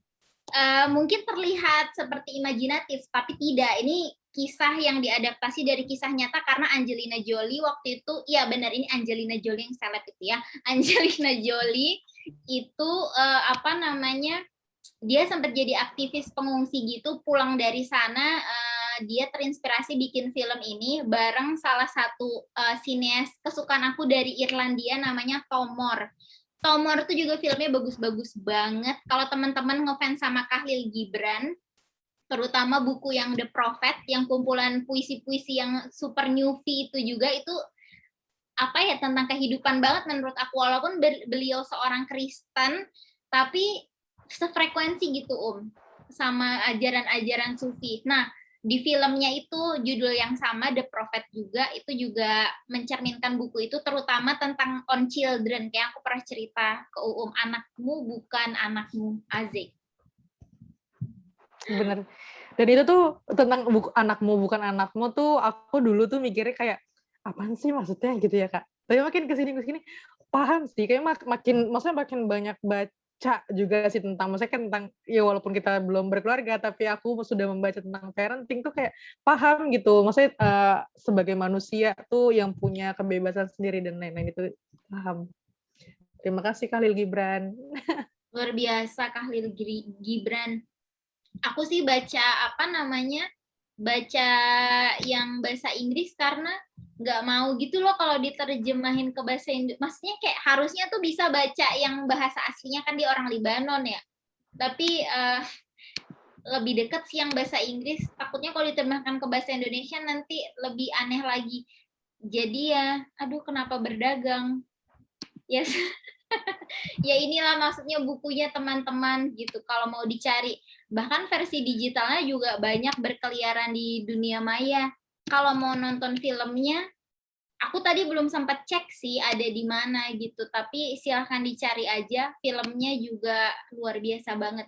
Dan ini juga menghargai sunyi sih, salah satu mengajarkan menghargai sunyi. Terkadang kita butuh sunyi untuk bisa lebih banyak mendengar gitu. Jadi anak ini mogok ngomong setelah papanya meninggal. Dan dia mulai tersenyum tuh setelah ketemu sama aktivis yang juga penulis.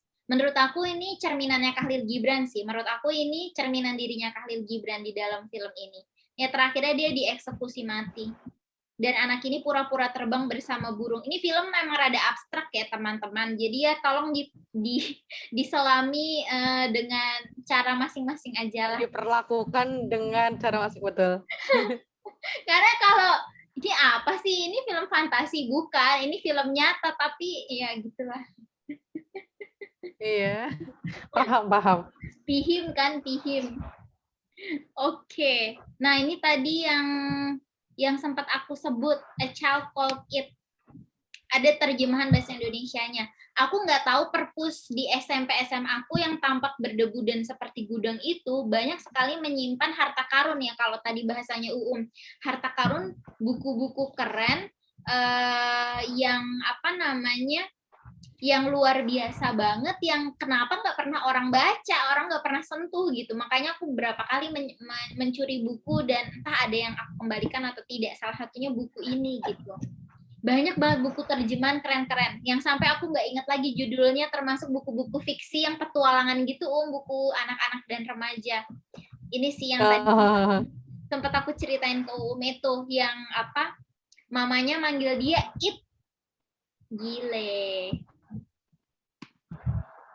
Ini buat teman-teman yang mempertanyakan tentang kenapa sih gue dibully, orang tua aja ngebully gue, apa gue pantas hidup gitu-gitu, apa sih salah gue gitu. Kayak gitu-gitu. Ya rada ini sih sadis ya. Jadi mungkin kalau yang nggak kuat nggak usah lah gitu. Tapi aku ngerasa banyak kejadian di dalam buku ini tuh terjadi pada aku juga ya, walaupun nggak sampai minum cairan pembersih WC dan makan apel dari toilet, 2 itu enggak, tapi sisanya yang another kind of punishment itu aku mengalami. Jadi aku ngerasa ada teman sharing. Nah, sudah bacakah ini 3 bukunya Mas Agustinus Wibowo? Belum Kak, tapi aku udah sering lihat itu berseliweran. Ya, aku nggak tahu, ngefans banget. Jadi ada dua region di bumi yang mana aku ngerasa deket. Mungkin kalau yang meyakini reinkarnasi, aku tuh ngerasa reinkarnasi dari Finland, Eropa Utara, dan dari Asia Tengah. Jadi 2 budaya itu tuh deket banget sama jiwa aku dan ngerasa familiar gitu. Jadi setiap baca sesuatu yang tentang Finland atau baca sesuatu tentang Asia Tengah, Asia Tengah itu luas kayak Kazakhstan, Afghanistan, dan teman-temannya, itu tuh ngerasa aku pernah tinggal di sana, walaupun belum pernah ke sana. Gitu. Mungkin bagi terpantik gitu ya Kak. Mungkin bagi teman-teman Hindu bisa menjelaskan fenomena reinkarnasi itu. Aku sih meyakininya pernah hidup di tempat lain sebelumnya. Betul. Ini yang tadi kolaborasinya Bapak Haidar Bagir dengan Karen Armstrong yang tadi 12 Compassion diterjemahkan jadi 12 langkah menuju hidup berbelas kasih. Ini bahasanya sih sedikit berat, tapi kalau dicerna pelan-pelan, insya Allah bisa. Karena sebenarnya itu sederhana tentang nilai-nilai welas asih sih. Cuman karena beliau ini kan mantan biarawati yang banyak menyelami kehidupan teologi dan filosofi, jadi mungkin bahasanya rada berat gitu, walaupun udah diterjemahin. Oke. Ini tadi yang 3 buku yang geografi itu Biography of Faith, Genius, sama Bliss. Terakhir Yuval Noah Harari yang juga kata berseliweran di mana-mana. Ini mah masalah selera ya, ini non fiksi banget, ini mah tentang sejarah manusia, peradaban, teknologi gitu, mempertanyakan AI gitu-gitu sih. Tapi nyambung ke kemanusiaan juga, jadi recommended. Mantul. Capek juga, terlalu bersemangat. minum dulu. Tapi aku ngerasa ya Kak, maksudnya dengan kita membaca buku tuh, maksudnya sedikit banyak tuh akan mempengaruhi cara kita memandang, cara kita bertutur, cara kita berpikir gitu tuh berasa banget sih. Dan aku ngerasa aku jadi nggak gampang ngejudge aja sih ketika aku membaca misalnya lebih banyak buku daripada teman-temanku misalnya gitu sih, atau enggak ada buku yang aku bilang keren dan ternyata teman aku tidak setuju, dan menurut aku akan banyak sekali hal-hal yang justru akan menarik di situ gitu sih kalau aku. Iya, sepakat banget karena jadi keingat buku Dunia Sophie yang mana aku berjeda membacanya selama 2 tahun baru selesai selama pandemi ini. Ada tuh bukunya secara fisik. Ambil, itu kayak penutup daripada dengan encong. Boleh. Encong, astagfirullah. Subhanallah, tebal banget. Bagi yang tidak punya bantal bisa membeli ini. Itu salah satu ini Kak, cita-citaku untuk membaca itu sampai kelar tapi belum. Jadi aku tuh beli 2 tahun lalu, tapi baru mulai baca tuh pas pandemi Walaupun kehidupan aku sempat terlunta-lunta di Jakarta, sempat homeless dan numpang di pastori orang. Pastori itu rumah dinas pendeta ya teman-teman. Buku ini tuh tetap katut gitu, kebawa. Padahal bawa 2 buku ini sih. Ada satu lagi. Ada satu buku lagi yang selalu ikut aku walaupun aku sedang tidak punya tempat tinggal.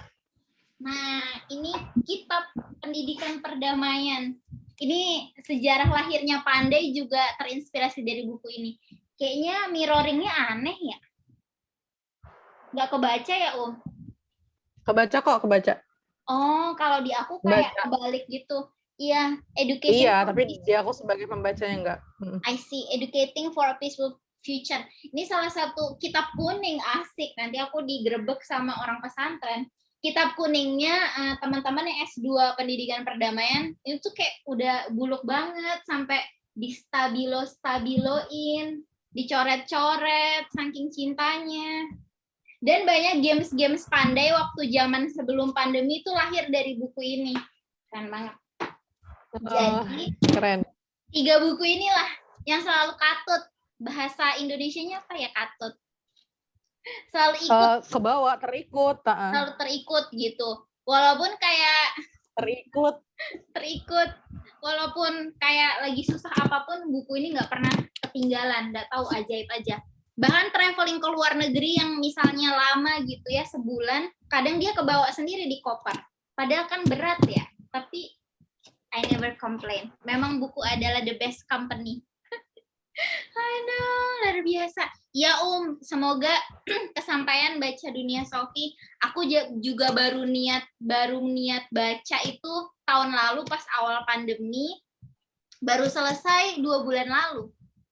Karena aku cicil pelan-pelan dan aku berniat untuk mengulanginya dan ingin mencatatnya karena itu sangat kaya yang kayak ibaratnya gini beli ayam sampai cekernya, ampelannya tuh sayang dibuang kayak gitu. Sampai sedetail itu tuh harus dicerna gitu. Aku ingin membaca ulang dan membuat catatan lucu di buku tulis khusus sepertinya Lanjutkan. Jadi ini buku tentang filosofi, mungkin buat teman-teman yang mempertanyakan filosofi itu pelajaran apa sih? Kok kayak tinggi sekali gitu, seperti kesannya tidak terjamah gitu. Tapi Bapak Guru Jostein Gaarder, seorang guru filosofi SMA, gila ya, anak SMA di Norwegia udah diajarin filosofi.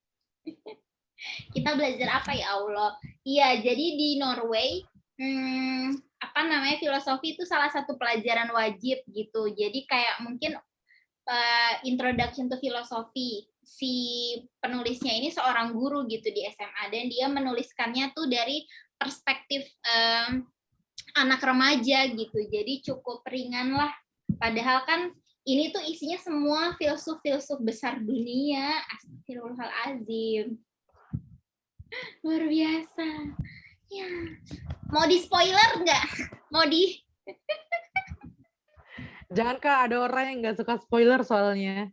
Astagfirullah, iya. Aku belum ngelanjutin loh podcast yang podcast film aku yang isinya spoil itu karena banyak di demo orang. Kak Isti kenapa spoiling? Ya emang judulnya Let's Spoil It. Ih.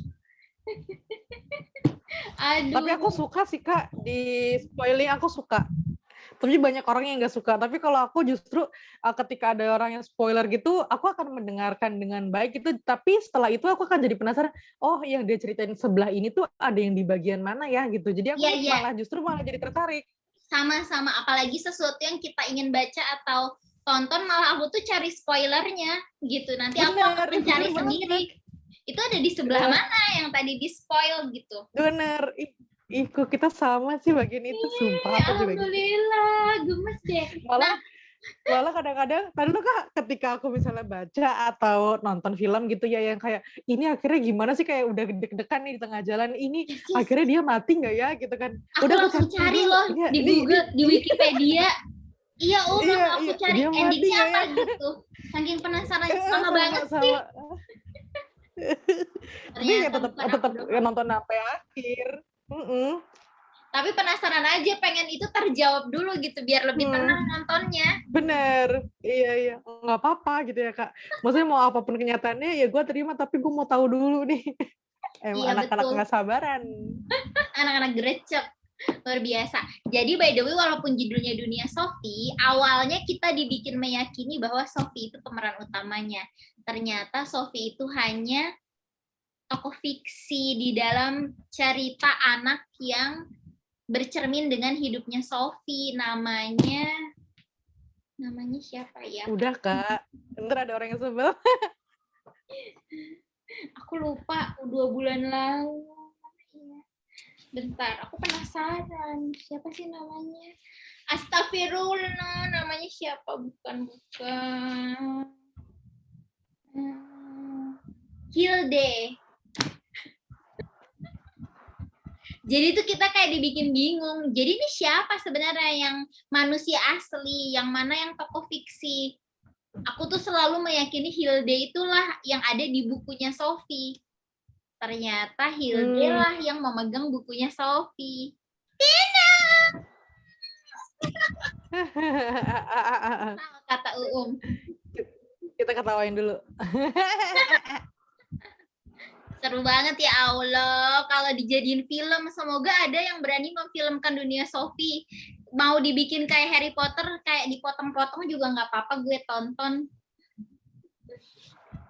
Seru banget kalau difilmin tuh kayak orang yang mau belajar filosofi jadi lebih ngerti. Tadi katanya kan emang kalau misalnya pengen mengerti filosofi itu kan salah satu yang direkomendasikan tuh kan dunia Sophie, Kak. Sepakat maksudnya. Asik, akhirnya sudah terbahas ya. Belum semua buku yang pernah kita baca di dalam hidup kita sih. Itu hanya segelintir, hanya seujung kuku dari semua petualangan buku dan buku aku yang sudah kita baca.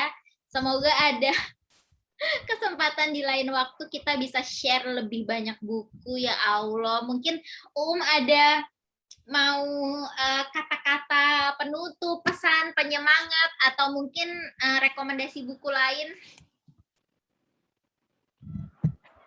Rekomendasi buku lain makanya kita ngobrol-ngobrol aja lebih lanjut nanti Kak. Tapi aku pengen menggarisbawahi tadi sebenarnya juga udah di Kak Isti bilang tentang the power of book. Aku ngerasa yang tadi aku bilang kayak buku itu maksudnya sebegitu besar energinya itu kadang-kadang dia merasa bikin kita tuh nggak sendirian, bikin kita tuh ngerasa apa ya pemikiran-pemikiran kita tuh nggak aneh gitu dan bikin kita tuh jadi yang tadi aku bilang tentang apa kita jadi punya pandangan baru, pandangan lain yang kita bisa menerima banyak hal yang kayak mengerti ternyata dunia ini memang perbedaan itu wajar dan emang itu biasa dan perbedaan adalah sebuah keniscayaan gitu loh. Jadi makanya aku sangat merekomendasikan teman-teman untuk banyak baca buku karena menurut aku semakin kita banyak baca buku, menurut aku kita akan semakin apa ya rendah hati gitu sih Kak.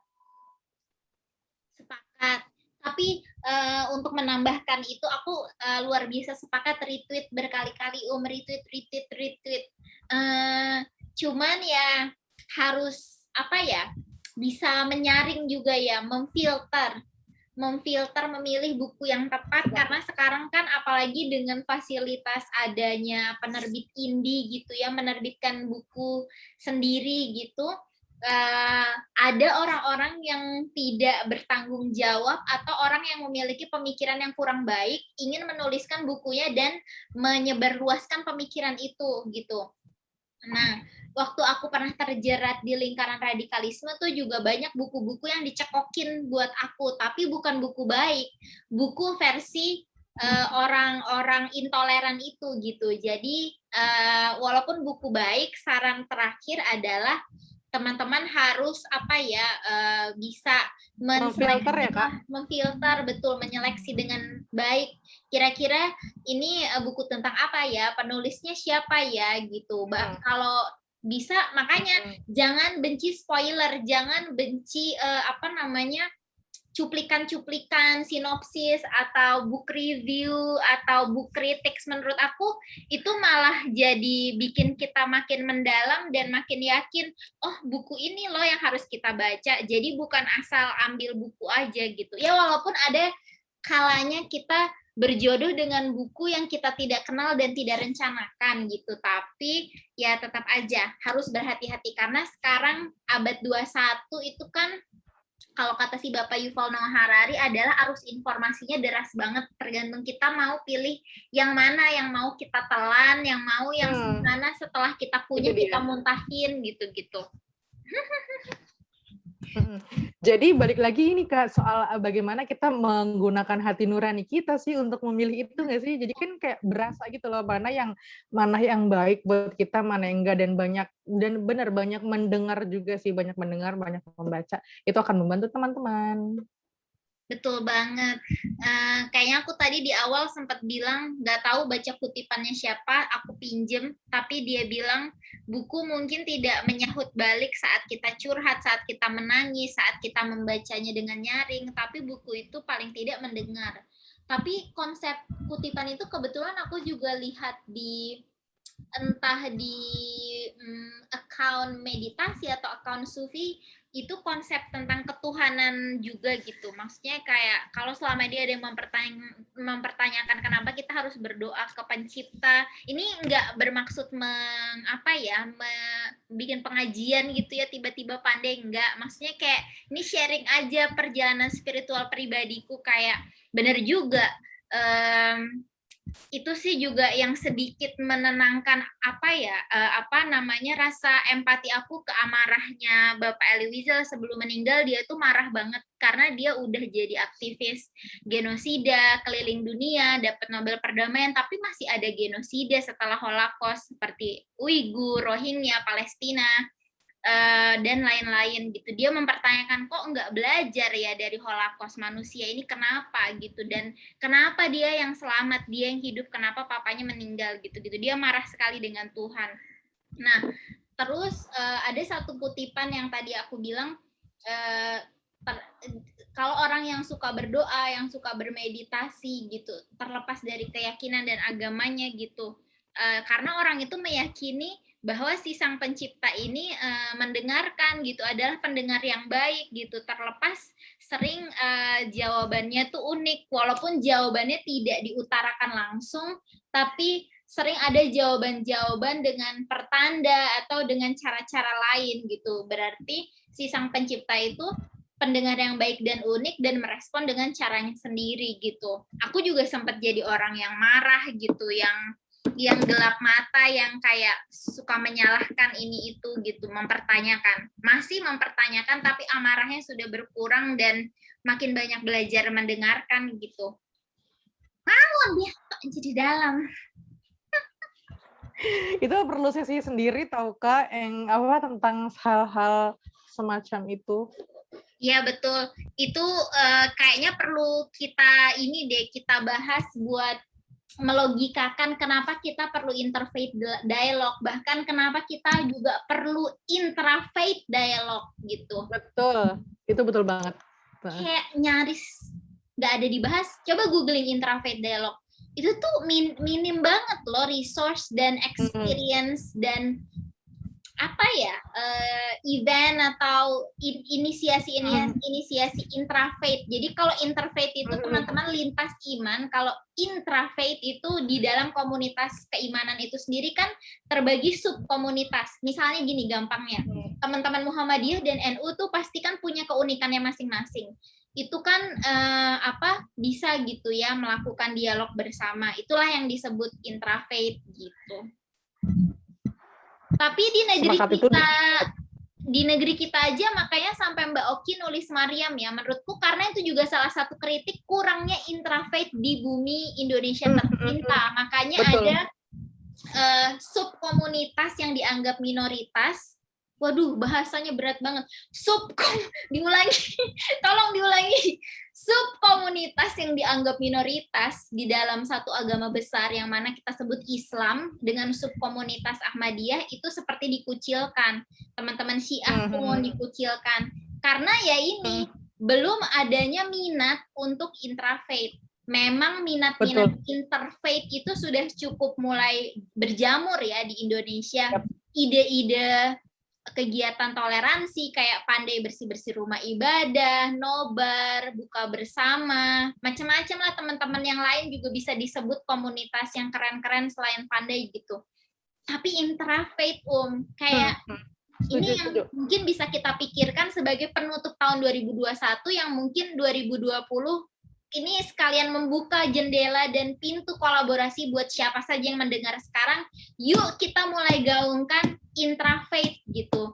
Mungkin kamu yang nonton anak NU, kamu yang nonton anak Ahmadiyah, yuk duduk bareng, kita ngopi bareng gitu sebagai sesama Muslim yang dari subkomunitas yang berbeda. Mungkin kamu anak Kristen GKI, kamu anak Katolik katedral, bisa tuh intrafaith juga, macam gitu, ya nggak sih? Bener Kak, bener. Ini banget ya Kak. Ya elah jadi panjang lagi.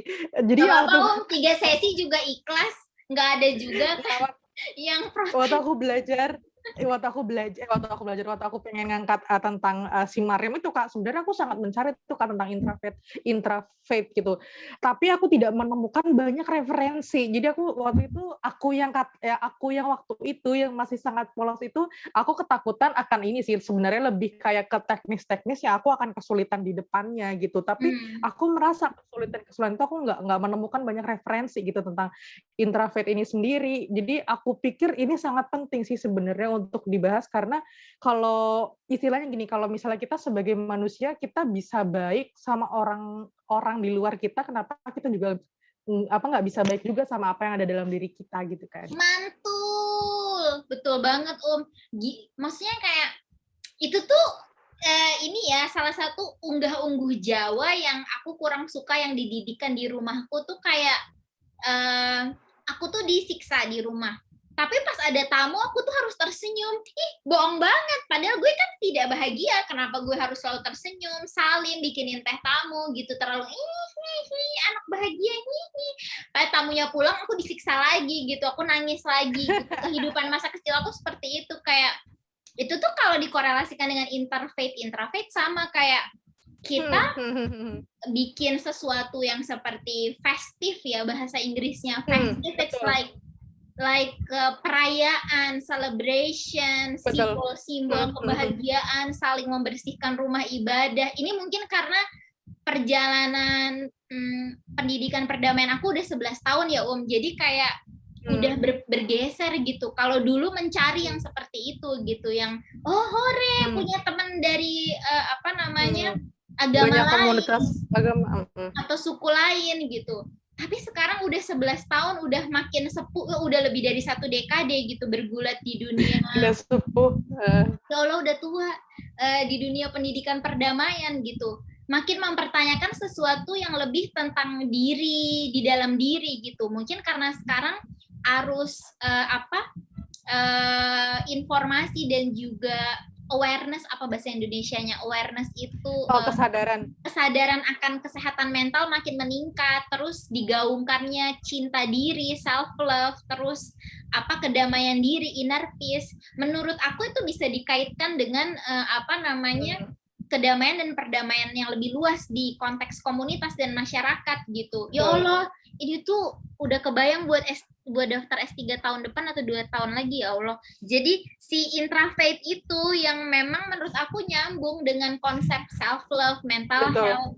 Karena kalau lu bisa senyum, bisa masak bareng, shake hands, bersih-bersih rumah ibadah agama lain, kenapa lu nggak mau buka pintu itu buat ibaratnya sepupu jauh lu, misalnya lu orang NU, kenapa lu nggak mau buka pintu lu dan melakukan hal yang sama buat temen Ahmadiyah gitu, yang udah jelas sama-sama bersyahadat, cuma mereka Ahmadiyah gitu.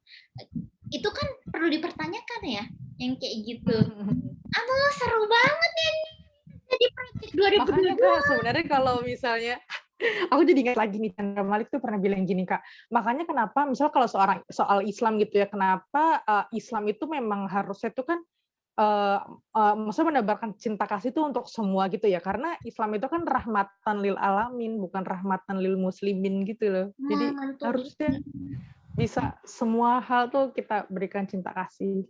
Yes, betul banget, betul banget.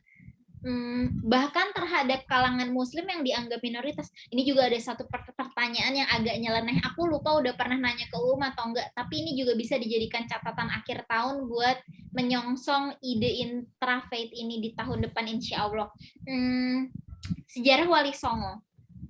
Di buku-buku sejarah atau di kayak kelas-kelas itu selalu dipojokkan Syekh Siti Jenar itu salah dan sesat. Betul. Tapi aku pernah mendengar atau mungkin menyimak gitu ya ada yang bilang Syekh Siti Jenar itu seorang sufi dan nyeleneh, makanya beliau tidak bisa diterima oleh konco-konconya yang 9 itu gitu. Itu perlu loh dibahas, maksudnya boleh loh ditanyakan kenapa enggak gitu. Ya Allah. Benar-benar. Dari situ iya sebenarnya tuh kayak balik lagi soal ini Kak, misalnya kita bertumpunya pada satu hal, tapi tuh misalnya gini, kalau Cak Nun nih pernah mengibaratkannya misalnya tuh kamu adalah penggembala gitu ya, ketika kamu menancapkan satu bambu gitu, satu bambu ini adalah misalnya sesuatu yang kita tuju gitu, dan kita adalah kambing-kambing yang ketika si penggembala ini tidur, tali-talinya tuh disatuin di situ gitu loh Kak. Jadi cuman beda cara, cuman beda tubuh aja gitu, tapi tetap tujuan itu satu sebetulnya. Itu kayak istilah pohonnya Khalil Gibran di buku The Prophet juga ya kita ujung-ujungnya dari pohon yang sama, terlepas dari buah kita beda bentuk, kayak apel, dari satu pohon apel yang sama, nggak semuanya itu sama bulatnya, nggak semuanya sama merahnya gitu kan, tapi pada akhirnya kita semua ya sama-sama dari satu sumber pencipta, kita semua itu manusia gitu. Dan kalau misalnya ngomongin tentang pohon ya Kak, mungkin nggak cuma tentang buahnya gitu, maksudnya buahnya aja tuh bisa beda-beda, ada yang bisa ada yang matang, ada yang tiba-tiba udah matang jatuh, ada yang kita harus metik dulu. Bahkan di dalam tubuh pohon aja tuh kan ada daunnya, ada rantingnya, ada akarnya. Itu sebenarnya kan dia satu kesatuan yang beda-beda aja gitu kan. Luar biasa banget ih. Ini tuh ibaratnya kayak kalau interfaith dulu. Kalau interfaith itu antar pohon ya kan ngobrol gitu, antar pohon ngobrol gitu, saling berinteraksi. Kalau intrafaith itu apakah pernah ada self talk gitu kalau bahasanya teman-teman yang dunia mental health gitu kali ya, di dalam tubuh si pohon itu, apakah si daun pernah berbincang dengan si akar, apakah si ranting pernah berbincang dengan si batang atau si buah kayak gitu-gitu. Ya nggak sih, Benar kayak gitu Kak. Gitu Kak, ya Allah jadi panjang. Kenapa ya tadi ke sana ya? Ya Kak lupa lagi. Ya udah gitu. Kita tutup Yaudah, dulu aja kalau mau melanjutkan pergunjingan yang faedah, mending kita tutup aja dulu daripada Eke nanti harus memotong sesinya banyak. Bener. Masih ada kata penutup dari tadi, kata penutup terus ini kayak masih lapar, mau dessert lagi. Enggak Kak, cukup. Aku cuma mau bilang terima kasih sudah mengundangku dan semoga obrolan kita tadi bermanfaat, setidaknya bisa membuat sahabat pandai ya kalau nggak banyak bolehlah sedikit untuk pengen baca lagi gitu. Amin. Aku yang matur suwun terima kasih banyak sudah berkenan buat hadir di Kelapa Muda Dadakan. Kayak acara Kelapa Muda itu selalu dadakan. By the way, tadi di awal sampai lupa bilang, buat teman-teman yang nggak familiar, walaupun bisa dicek di IGTV Pandai, ternyata seriesnya udah banyak, sudah aku rapikan, mau nonton yang belakang-belakang juga ada. Kelapa Muda adalah kepanjangan dari Kelas Perdamaian Orang Muda. Azik. Selalu nama makanan ya, kalau inisiatif Pandai memang supaya bisa diingat. Oke. Semangat terus, Kaisi juga sahabat Pandai. Semangat terus tetap berjaya di udara, laut, dan daratan. Apa sih? Itu mah tagline-nya AU ya. Ya udah, aku stop recording dulu sebentar, jangan kabur. Ya.